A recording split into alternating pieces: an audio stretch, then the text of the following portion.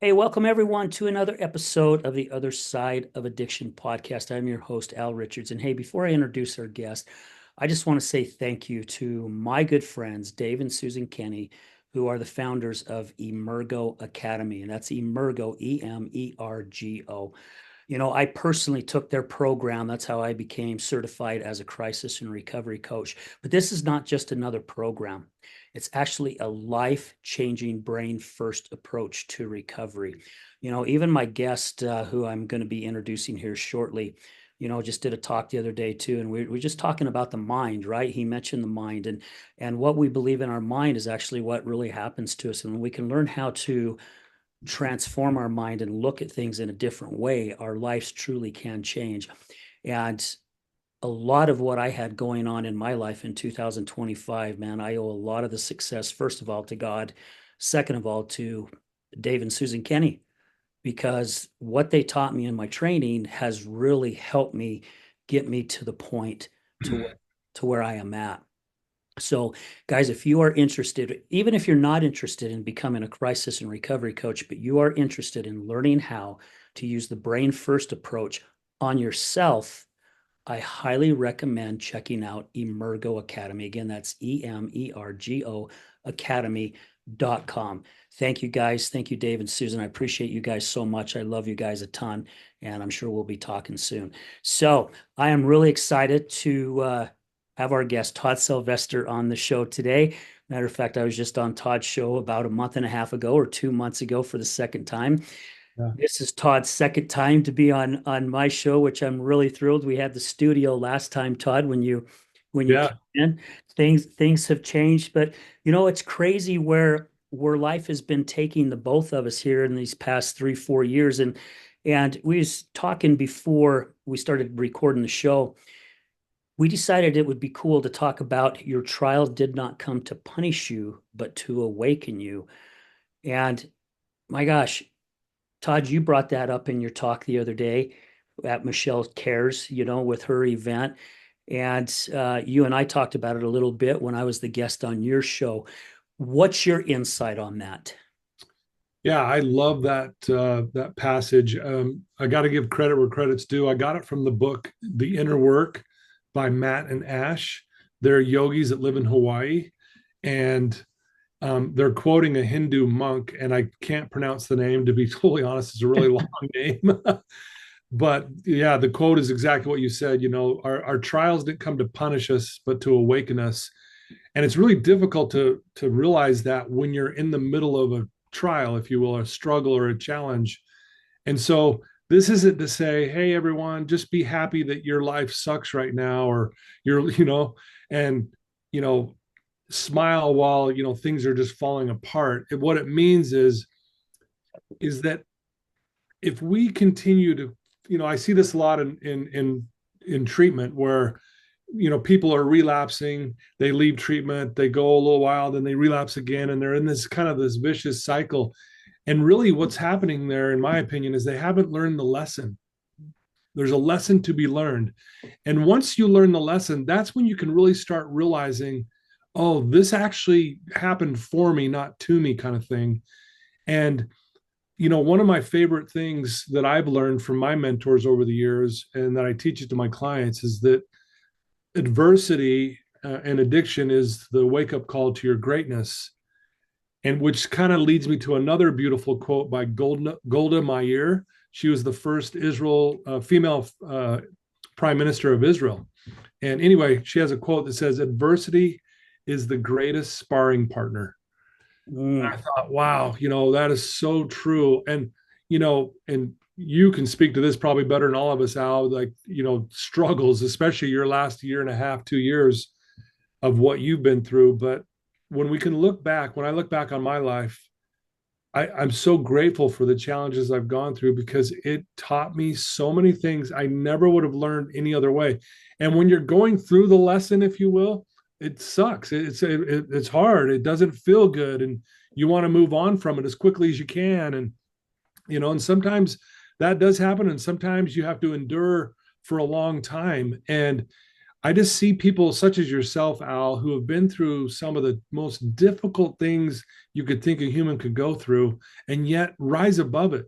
And so there's example after example after example of people who have taken challenges or trials, and you can see that it woke them up. And what it wakes us up to, in my opinion, is our greatness. I Yeah. think I think we have greatness in our DNA. We just have to tap into it. And unfortunately, I guess, or fortunately, we have to go through something hard sometimes for us to actually tap into that. Yeah, and agreed, right? And I look at it as, even though we don't at the time, like you said, it is fortunate that we go through that. A couple years ago, I pulled away from what I was doing, and I started doing some home remodels. And I met these guys by doing a concrete job for them. And then they offered me a position, and I was kind of getting tired of concrete and pulled away and remodeling homes. And I met this really good guy, and which I did not know at the time. His name's Cap, but at the time he was in the middle of his addiction, and I had no clue. And we just ended up really connecting a lot. And he hid his addiction very, very well, like a lot of us do. And anyway, he had disappeared for a while. And then when I started working for this guy, Cap was there. He was the electrician. Yeah. And he spoke at last year's Healing Utah Success Summit. And when I introduced him, I got pretty emotional when I went to introduce him. And the reason why is because he and I would get in some really, really serious and heavy conversations during our work. I'm even surprised we got our work done because we really got deep. Yeah. And there was a mirror in this house, and this is a big, big house that, I mean, we tore one of the upper floors completely out to open up the living room, and the homeowner wanted to save this mirror. Now it was just a plain looking, just freaking 3x3 mirror, nothing special, no frame Yeah. around it, no nothing. All their other stuff was put in storage. Matter of fact, they used the Other Side Academy to pick up their stuff and go take into storage. Yeah. Here's this mirror. Every time we'd go to a room to start doing work, would move this mirror. Mirror had dust all over it. And one day, Cap and I were talking, and we really got into some serious stuff. And Cap goes, "Al, it's like that mirror." I'm like, "Yeah, what about it?" And he goes, "It's about the message in the mirror." Mm. And I went, "Oh my hell, I love that." Yeah. I said, "It is the message in the mirror." Going back to the lessons, Yeah. I have talked to so many people going, "How many times do you keep going through the same stuff over and over and over and over again?" And they're like, "I'm sick of it. I'm sick of it." And it's like, because you haven't learned the lesson. You need to Yeah. stop yourself, and you need to really evaluate what's been going on. Yeah. I says, "Now I know this because I've personally done it myself. Yeah. And once I figured out the lesson, that issue went away." Yeah. Now, God had another one waiting for me right around the corner, of course. Yeah. However, the one that I was really struggling with, it went away. So I love how you put that because it is so true. It does help us when we can stop our mind and sit with our emotions. It does help us find our greatness because God gave it to every one of us. Yeah. Yeah. I think one of the biggest, and that's well said, Al. Thank you for sharing that. I think, you know, anyone listening to this right now can relate. When we're younger, we're all walking through a minefield of just trying to fit in, trying to figure out who we are. And a lot of us go through some really difficult things. Parents divorce, you go through trauma, abuse. There's all kinds of things that can happen in life, and it's I one of the things I see with my clients over the last 36 years, the number one belief system that always rises to the top, if you will, that holds people back is I'm not good enough. And anyone listening to this right now, if you're being honest with yourself, you probably have had bouts of struggling with that belief that you're just not good enough, right? And I think that in itself puts us in a position where what's the lesson in that? Right? Like, what am I supposed to learn from that belief system, right? And sometimes you need to listen to a podcast and hear someone talk about it, or you go to that program you mentioned that changed your life, and or you have a mentor in your life, and that's why we need each other. Is for people to point out, like when he pointed out, hey, well, it's the message in the mirror, and you didn't never really think of that until he pointed it out to you, and then you're like, whoa. And that's why we need each other. That's why, because if I know, when I was younger, I was stuck in that belief system. I wasn't good enough. And it wasn't until someone pointed out that I was lying to myself, right? When I would say that, when I believe that, it's like it's a lie. And I'm like, wow, I never even contemplated that it could possibly be a lie. And so thankfully, this guy, my mentor, showed me the way, not only pointed that out so I had the awareness, but also gave me the tools to change that back to what the real truth was about myself and about my soul. And so there was a huge lesson in that too for me. And the least of which is it taught me to be resilient, because changing a belief system is not easy. Mm-hmm. It's work. It takes effort, and there's no secret sauce here. It's just literally put in the work. And I know a lot of people. I'm not all about the grind culture, but there's times in our life where we do have to put our nose to the grindstone and do some things that are uncomfortable. So that's kind of a long way to kind of rebuttal what you were saying there, but I just think that's the number one thing I see people struggling with is I'm not good enough. And then how do I change that? Will I ever change that? And until you bring it to their attention, they never even realize it's possible. Yeah. And it's just also making that decision, right? I mean, there's that saying, what if you want to walk 1,000 miles, you have to take the first step. Well, really, before you take that first step, you still have to, I think the first thing is you have to make that decision to make that first step. Yeah. And as humans, we want gratification so quickly. And it's hard when we don't see results in a quick manner.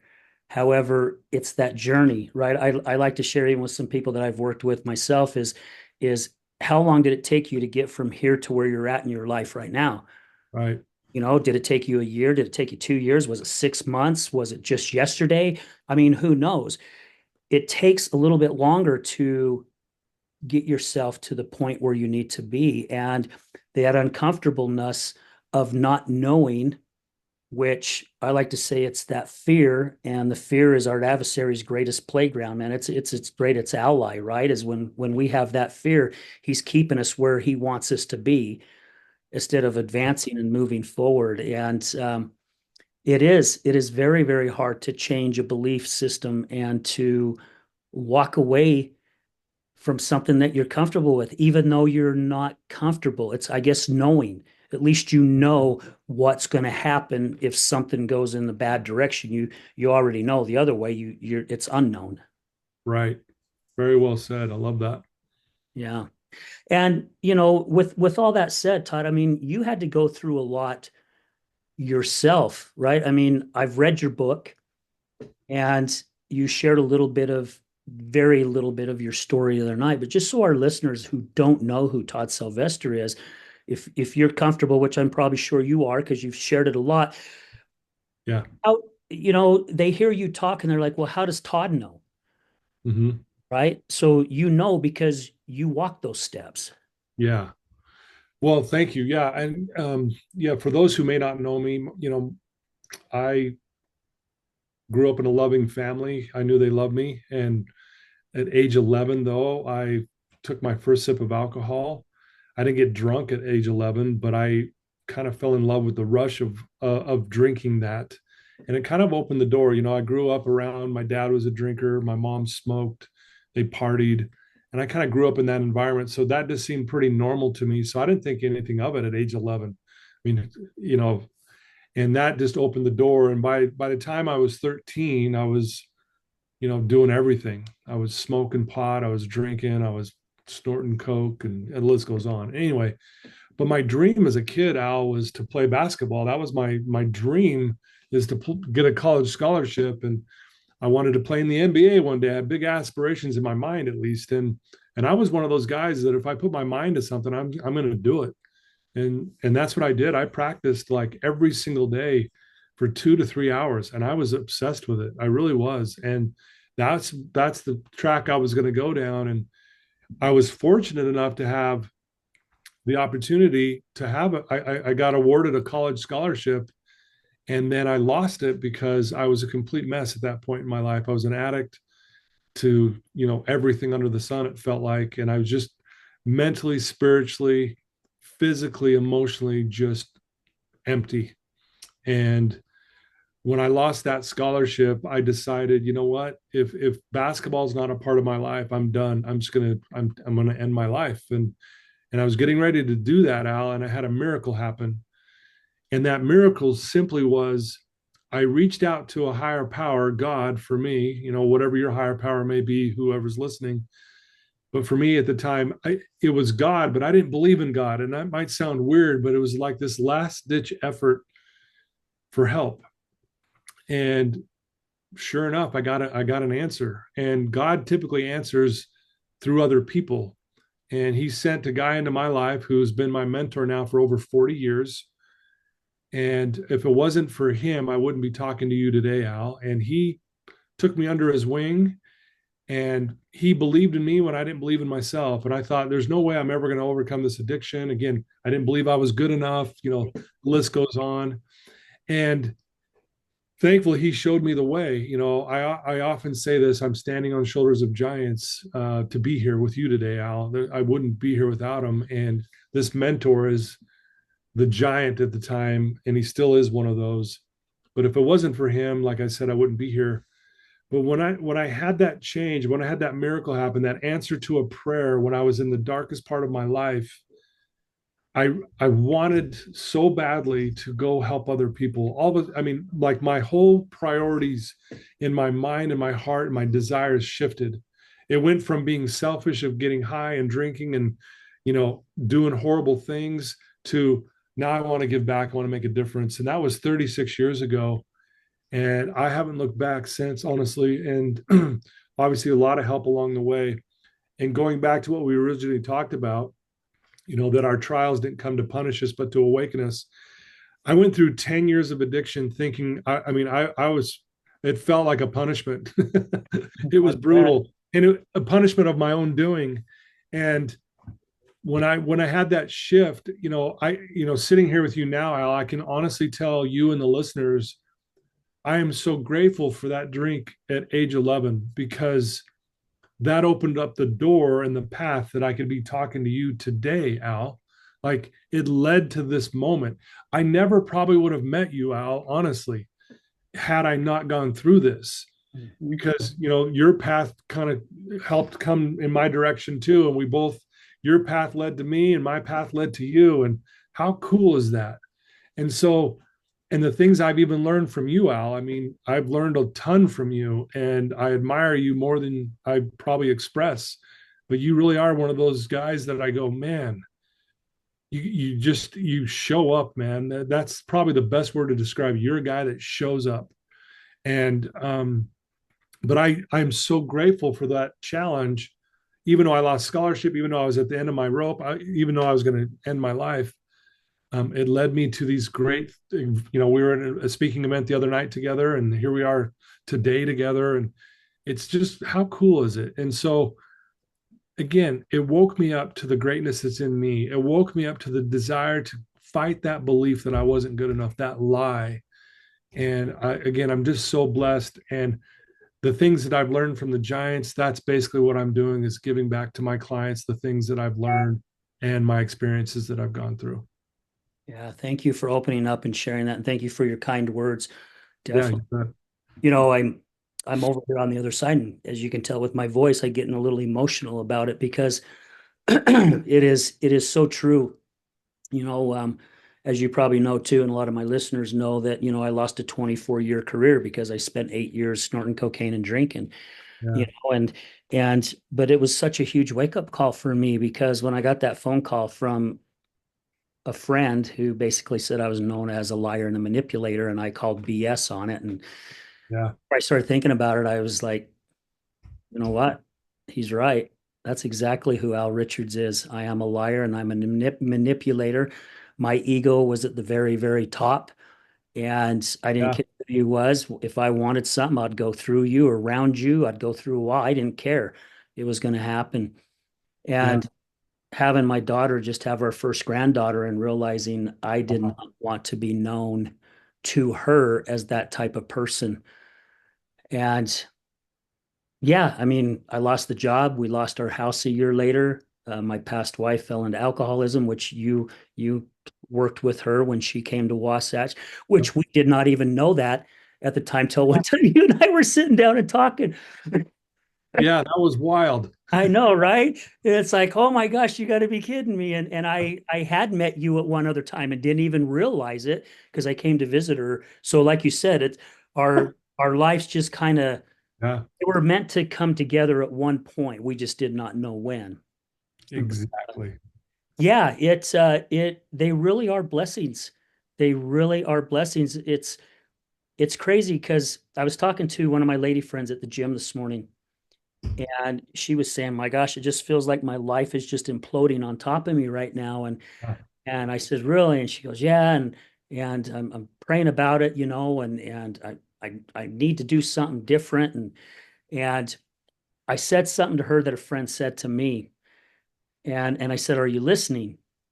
She goes, "What do you mean? Are you listening?" And I says, "Our spirit has a way. Our Holy Spirit has a way of guiding us." yeah, I says, "But then sometimes when it's guiding us, our subconscious mind kicks in to protect us, and it starts doing, well, what if this, and you should do that." And then I yeah, said, "Now that's our mind.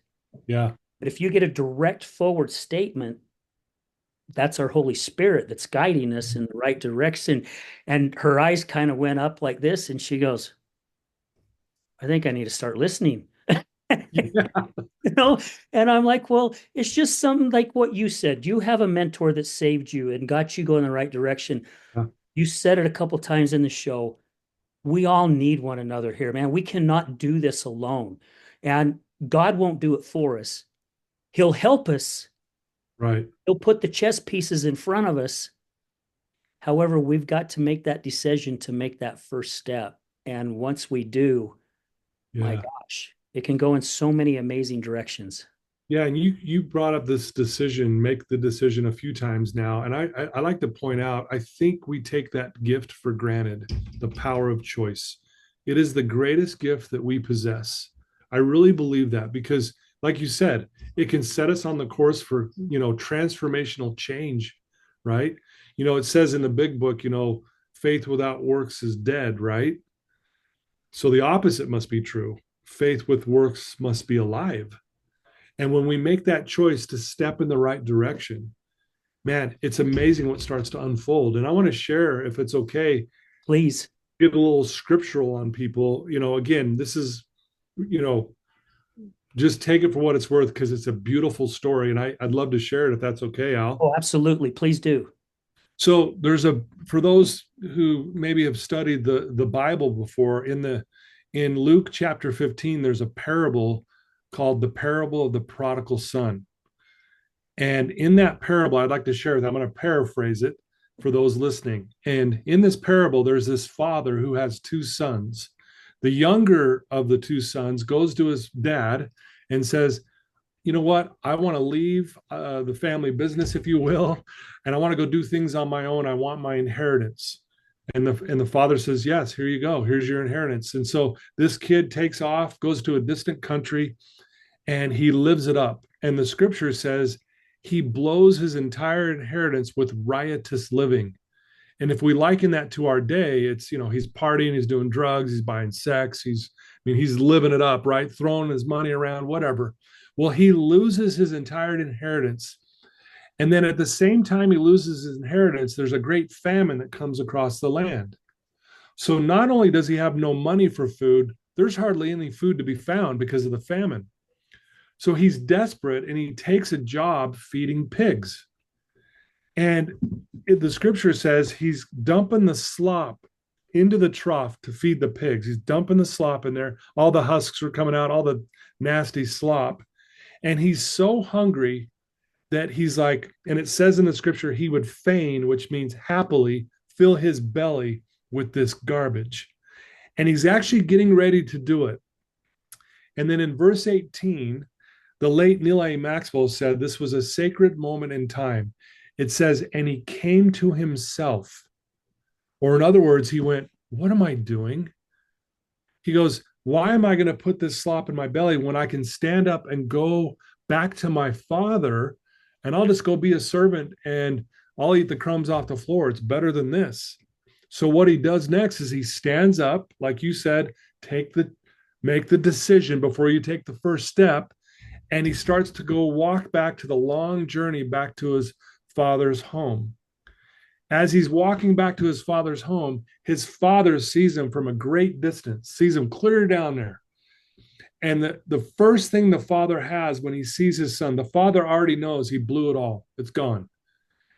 But the first thing the father has for his son is compassion. And then what does the father do next? He runs to his son. He runs, he takes off. And when he gets up there to his son, he hugs him, kisses him on the neck, puts a ring on his finger, puts the robe on, his best robe over him, and they kill the fatted calf and they throw a party to celebrate that he made it back. And what I love about that story is that it started with him making the decision to come back. He stood up and said, "What am I doing?" So he turned away from the bad and he started walking towards the good. And by making that decision, what did he get? What were the blessings? He got compassion. He got his father's love back. They threw a party, they celebrated him. He had the community again, he had his family again. And and I point that out because what we started this off with is when we make that step in the right direction, like you mentioned earlier, Al, it opens the door to these gifts, if you will, or blessings, whatever you want to call them, right? Because again, faith without works is dead. So the opposite has to be true. Faith with works is alive. So here's this prodigal son, which means wasteful son, stands up from, instead of putting slop in his body, he made a decision. I'm going to go back this direction, in the right direction. And I'm going to go to the place I should be. And I just love that because I think I see this with my clients. I teach this to my clients. You have the greatest gift that we could ever have, and that's your ability to make a decision. Mm-hmm. And when you do that in the right direction, I'm telling you, there's a beautiful quote. I'm not sure who said this, so forgive me, but it goes like this: once you make a decision, the whole universe will conspire to make it happen. Right? I'm blown away at the power of choice. I think it's the ultimate power. And when we realize that and we use that to our advantage instead of our disadvantage, right? Yes. And that's a tough thing. We make mistakes, and I've probably made 10 wrong choices today already. I don't know, but I made a choice a long time ago that I was going to listen to that answer to the prayer, and that I was going to listen to my mentor who was living a life that I wanted, but I didn't have. It was a choice. He didn't force me to do anything, but he challenged me, and I had to make the decision, like you said earlier so well. Then I made the step after making the choice. And so anyway, I for the listeners, I hope that was okay. I just wanted to share, like, I'm so obsessed with that amazing gift that we get to choose. So thanks for letting me share No, that. I'm glad you did. I mean, you had me intrigued. I felt like a kindergarten sitting here on the other side, just focused on what you was saying. So thank you. Seriously, thank you for bringing that up. And Absolutely. I just want to share with our listeners what Todd just shared with us. I just say it's true. And the reason why I say it's true is because I've just like Todd, we've interviewed well over a couple hundred people and we've heard their stories and Yeah. we've heard their decision. Yeah. You see where their life is at today. I don't know a one that I have interviewed that said, I made a decision to go this way that turned around and said that was the worst decision I ever made in my life. Yeah. Not a one. Yeah. And how you talked about how the universe switches. And it's crazy that you just brought that up, Todd, because I just read that somewhere. I kid you not, this past week, and I'm trying to figure out where I read it. I don't know if it was a post that somebody put of Yeah. Einstein or where the heck it came from. Uh-huh. However, it's so true because when I made the decision to not be the Al Richards that I had been all my life, God started putting the right people in front of me. Yeah. and they were my mentors for each step. There is probably less than a handful that's still in my life 16, 17 years later. Yeah. There's probably well over a couple dozen, if not more, that I don't even associate with anymore. I don't even know where they're at. I don't even remember a lot of their names. However, they got me to the next step I needed to get me to where I'm supposed to go once I made that decision to become somebody different. Yeah. And Yeah. you talk about standing on the shoulder of so many giants, um, I'm standing on your shoulders, you're standing on my shoulders, and we've got so many other people. And it is so, so true, and the people who I have in my life to this day, I mean, I thank my higher power, which is God, so many times. Yeah. Just man, I just scratch my head going, what did I do to deserve to have these type of people in my life? And Yeah. these are people that I can pick up the phone and call and say, hey, I just need you to listen right now. Or, hey, I could use some suggestions or some advice, right? And I've not ever been steered in the wrong direction by having these individuals. Yeah. Love it. Yeah. Beautiful said. Yeah. Very cool. You know, I don't know. I like to say I had a guest on my show. She's out of Colorado. Her name was Jennifer, if I remember right. She shared something with me 4 years ago that just really stuck with me, Todd. And she was 30 years clean off of heroin. However, her son was in his 30s and still battling. And Mm, she was saying that every time the phone rings, she just cringed because she thought that was the call that was going to be said. We found your son and he's no longer with us. yeah. She was sharing it with one of her friends after church one time. And her friend said this to her and says, there are those whose struggles are so hard. God knows that it's just hard for them to get to where they need to go. So to get them out of their suffering, he calls them back home. There are others who make it through. And you said something the other night too, to kind of spin off of this, where you said a lot of the people that you hung out with when you was in your addiction are no longer here. Mhm. You are, and a lot of them have gone. The ones who are left behind, she says, are God's angels to help other angels come about. Mhm. And that stuck with me so much. And I've shared it many, many times on the show because I really do feel individuals like yourself.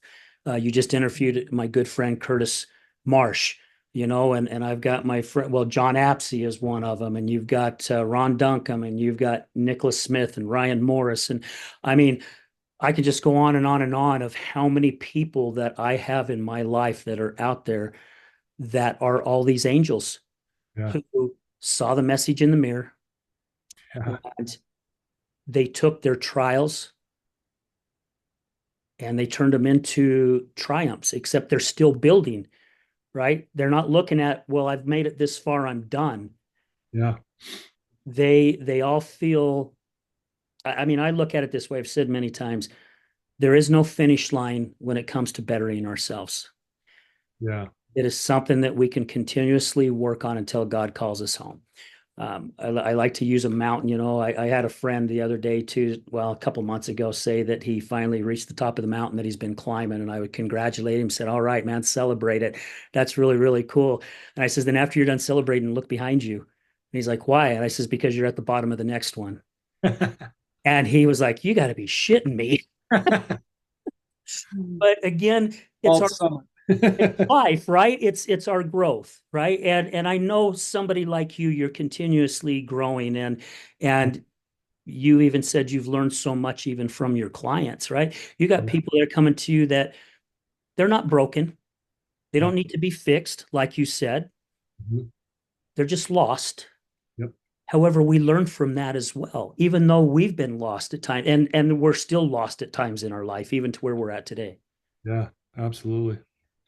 Yeah. It's again, I tell I was meeting with a client this morning even, and I just said, hey, we are the exact same person. I'm just a little further down the road from putting poison in my body.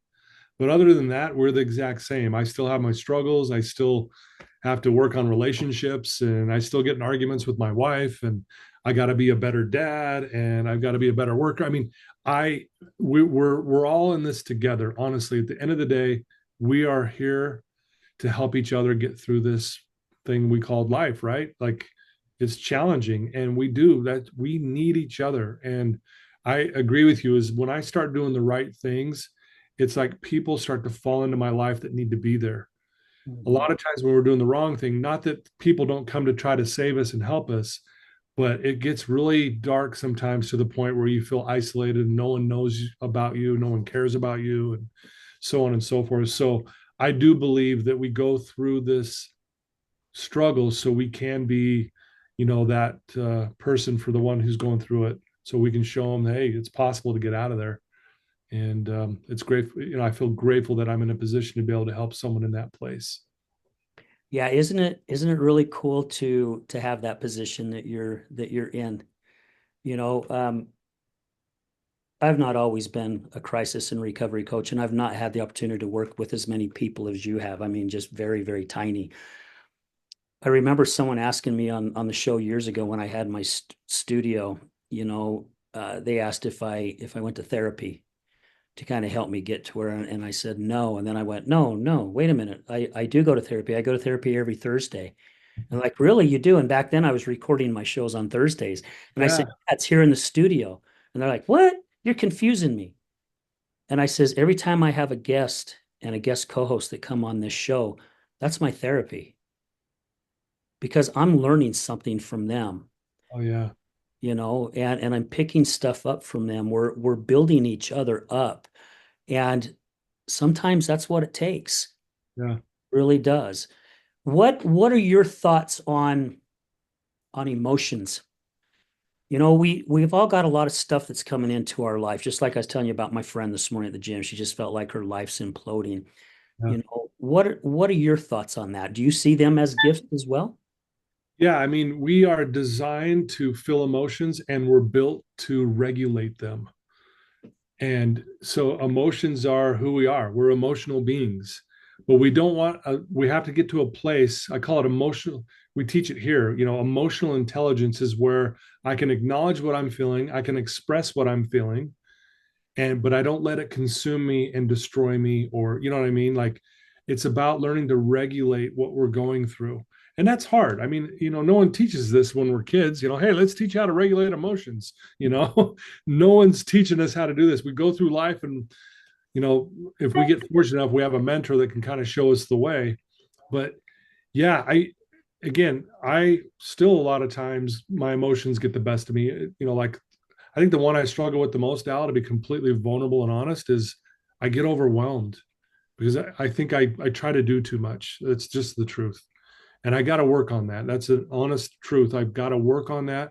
And when I feel overwhelmed, I find myself, being kind of closed off, and people ask me, "Are you doing all right?" And I'm like, "No, I'm good," but they can tell my energies went from here to here. And so, but yeah, when we but emotions is a great part of being a human being. How grateful am I that we get to feel emotions, and how can we appreciate the joy and happiness if we haven't gone through some darkness and pain and misery, right? There's a beautiful saying that I love that says, the greater the darkness, the greater the light. And another way that's said is, the seed that you plant has to contend with the darkness before it reaches the light, right? So think about a seed that's planted, 6 inches down underneath the soil. Well, it's in complete darkness, but it has to contend with the dirt, the soil, the rocks, the boulders, whatever, to break through the ground finally and go, oh, okay, there's the light finally. But man, there was a lot of work to get to that place. And I think sometimes our emotions keep us stuck, buried, if you will. But when we have high emotional intelligence, which means we are learning to be vulnerable of our feelings, like if we were hanging out and you asked me, Todd, are you doing all right? High emotional intelligence would be me being vulnerable with you, saying, Al, I appreciate you asking the question. To be honest with you, I'm not doing too good right now. Versus what I'd probably normally say. I'm doing good. Everything's great, Al. I'm I'm fine. fine. Yeah. Yeah, we fist bump and we move along our way. But if I'm being someone who's regulating my emotions, I'm going to tell you, like, to be honest with you, I'm not doing really well right now. And then I know what you would say. Hey, is there anything I can do for you? Hey, can I bend your ear for 5 minutes or something? You know what I mean? Like, it's those kind of things that help build that intelligent level to where we get better at regulating, not getting rid of, but regulating our emotions. And therefore we don't blow our tops and kind of things like that. So emotions are fantastic. They're beautiful. We all have them. We just have to learn to regulate them. And I see a lot with my clients when they first get to treatment that they have stuffed emotions for decades. Yeah. And like I have a client right now that I'm working with, Al, who honestly told me, I haven't cried in 5 years. And it's like, think about that for a minute. Like, wow. I mean, you were crying earlier here just in our little podcast, and so was I, and a little emotional, right? And it just tells me this person has had so much built up pain that they have just stuffed it so much that their body hasn't learned how to regulate that, or in other words, express it. So anyway, that's a long answer to that question, but I think emotions are great. I think we need them, but I think we also need to be trained and learned how to regulate those things. Yeah. Agreed with that. And I feel my version of it, why we're so afraid to let it out and talk about it is because of the fear of what we're thinking other people are thinking. Yeah, I, you know, totally. people can read us, especially people who've been around us a long time. You just said it too. You say, "Yeah, I'm fine," but whoever asked you that could see that you're going in a different direction. And I remember at one time in my life when my past wife was in the depths of her addictions, I'm going to this networking group, and I'm one that usually when I walk into a room, I'm full of energy and I'm going around and I'm hugging people and doing knuckle pumps and all kinds of things. And I would do that. And when I'd leave, I'd just be exhausted. And I couldn't figure out why I was exhausted. Right. And I finally had a friend who said, "Come on, we're going to coffee." And we went to coffee. And he literally said, "What the hell is going on with you?" Mm, I said, "Nothing. Everything's great." And he says, "I've had enough of your bullshit. Tell me the truth." And yeah, so I finally opened up. yeah, He's the one that made me realize, he's like, "Al, there are other people going through what you're going through. You need to start talking about this." yeah. And Todd, you won't be surprised, but I was shocked. When I started opening up what the hell was going on in my life, I started having people that I've networked with for 5, 6, 7 years pulling me off to the side and going, "Can I speak to you in private for a minute?" And I'm like, "Yeah." Would go off into another room or go down the hall. And they're like, "I don't know if you know it, but I used to be a heroin addict." And I'd be like, "What? I've known you for 6 years. I had no clue." And it's like, "Al, you're opening up." It gave them permission to open up as well. And I really started to learn as I started doing some more of my public speaking. I'd be up on stage and I'd break down and I'd start crying. And I was apologizing for it. And I had a lot of my lady friends come up and say, "Don't you dare apologize, man. That we all felt it, right?" Totally. We have to have these, like you said, God gave them to us for a reason. And I don't know if you've read the book from Eckhart Tolle, The New Earth. Yes. And I feel there is a new earth coming, right? And I feel it's getting closer. Uh-huh. It's almost kind of like I've asked a lot of my other friends, they're like, we're seeing the shift. They're feeling the shift and they're seeing the shift. I want to share something real quick, and I've shared it a couple times on the show. My 11-year-old granddaughter, this girl is, well, I'm going to be biased. All three of my grandkids are sharp. Both my granddaughters are really, really sharp. But my youngest granddaughter, she's the one that can do a Rubik's Cube in about 30 seconds, if not less. Hey. And I picked her up one time. My daughter and son-in-law needed some help, and I had to pick her up. Got to pick her up to take her somewhere. And all of a sudden, we got in this conversation about life. And here's this 11-year-old girl, and she goes, "You know what, Papa?" And I said, "What, sweetie?" She goes, "If life was good all the time, it would be boring." I'm like, Mm, "What?" I said, wow. "What makes you think that?" And she goes, "Papa, if we didn't have bad days and bad things happen to us, we would never grow." And I'm going, man, when I was 11, I was too busy wondering when I could get outside and play in the canals and the irrigation ditches and chase pheasants, you know? You see, I sat and had an adult conversation with this little 11-year-old girl, and she had it. She got it. I even called my daughter and I said, "What are you and Rick teaching these kids?" And she goes, "What do you mean, Dad?" And I told her about the conversation, and she goes, "Dad, she just gets it. She just gets it." Wow, that's amazing. So I I love feel that. this new earth is coming, right? This younger generation, they're coming out so intelligent and they're Yeah, understanding things. And it's like it's already there. yeah, And I like to even say I learned from my grandkids, and I'm well older than them. I've lived a long life totally. I of learn from mine every day. I love it. It's so true. yeah. So True. I'm glad you had that long drawn out thing about the emotions because it needed to be said, and it is so true. We need to sit with them. Yeah. For those, like for those out there, it's good to cry. Like crying's good. Hmm. You know, it cleans the windows of our soul, man. I'm telling you, it's okay to have a good cry. That's emotional intelligence when you're doing it. You have a high level when you're willing to, cry, even if you're on your own. You're in your room, I need a good cry, have a cry, you know. And anyway, so I appreciate you asking that question. That's a good question. And I appreciate what you said. And grandkids, like you said, they're the best. They teach us so much. Yeah. Well, the earth cries, right, when it rains. Oh And yeah. what does it do when it rains? It cleanses the air, Yeah. right? So it's the same thing happened to us as human beings. Sure. So I know we've only got a few minutes left because you've got some other engagements. You know, I've got some of your links. I want to make sure that I got your links on Okay. on the show. But how can people find more about Todd Sylvester? Thanks for asking. You bet. So I have a website. It's toddinspires.com, and they can go there and learn more about what I do. I have a podcast called a Beliefecast, and it's on all the major platforms out there. You just have to do a search on Beliefecast, and it'll pull up. And obviously, I've had Al a few times on my show. It's wonderful episodes. And my social media handle on Instagram is at TS Inspires, and that's a good place to also reach out to me and learn more about what I do, and you get me on LinkedIn and Facebook as well. And just, yeah, I'd love to hear from any of you, and anything I can do to help you or point you in the right direction, I'd be happy to do so. Okay. And would you like to give a plug to Wasatch? Sure. Yeah, I'm a counselor at Wasatch Recovery. I've been here for almost 13 years. I call it the greatest university on the planet, and because that's exactly what it is. It's a university. It's again, you will not learn emotional, mental, and spiritual intelligence on the level you would anywhere else.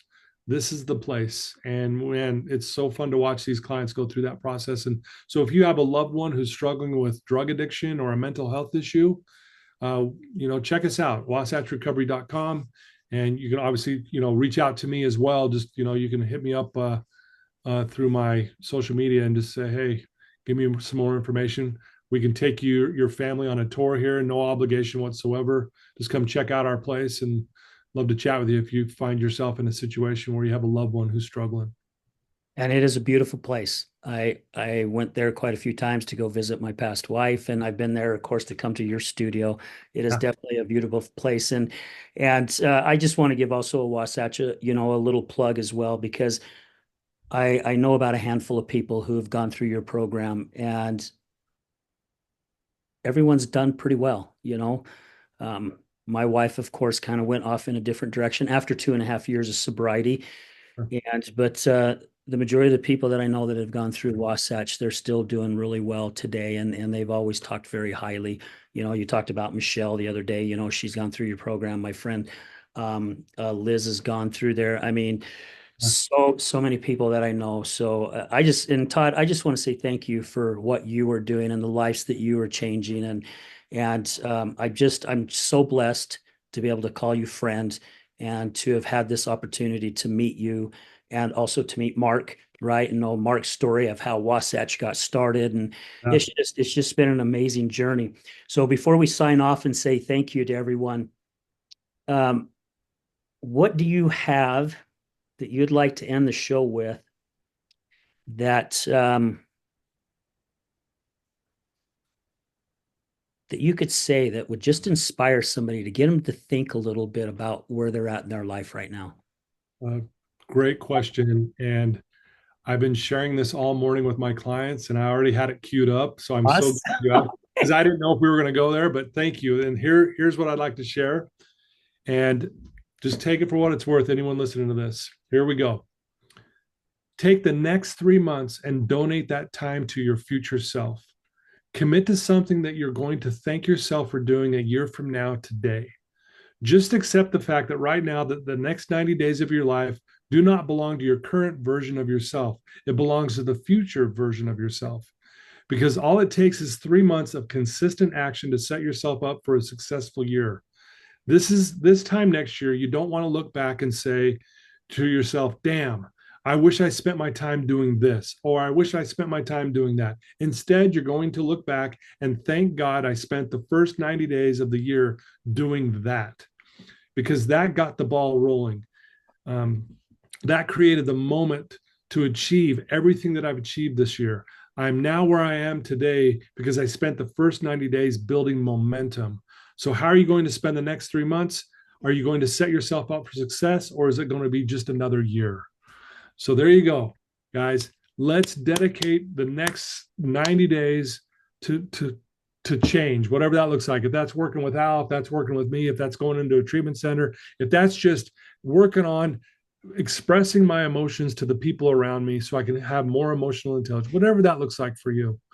But guys, I promise you this, just like that quote says, the magic you're looking for is in the work you're avoiding. If you'll put in the work, you will get the magic, man. I promise you. So, Al, thank you for letting me share that. And thank you for your time today. It's always a blessing to be around you. When I walked into that speaking event, I didn't know you were going to be there, and I'll be honest, I was a little nervous going there. I don't know why, but when I saw you, I'm like, everything's going to be okay. Thank So I you. just want you to know that. I appreciate seeing you there that night, and glad to call you friend.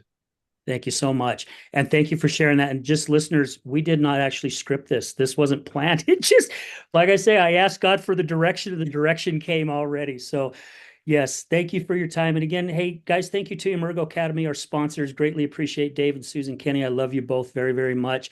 And again, check out Emergo Academy, EMERGO Academy.com. Amazing, amazing people, and they will actually help you in so many different ways. Also want to say thank you to all our past guests and also our future guests. And most of all, I want to say thank you to our listeners. Without you guys, the show wouldn't continue, really, in all honesty. I am really excited for March to hit because that's our 5th birthday. This show has been going for 5 years coming this March, which I am still shocked it's happening. But again, Todd, thank you for everything. And I love you, brother. We're going to leave it with this as we do at the end of every show. Remember, addiction is giving up everything for one thing, and recovery is giving up one thing for everything. We're out.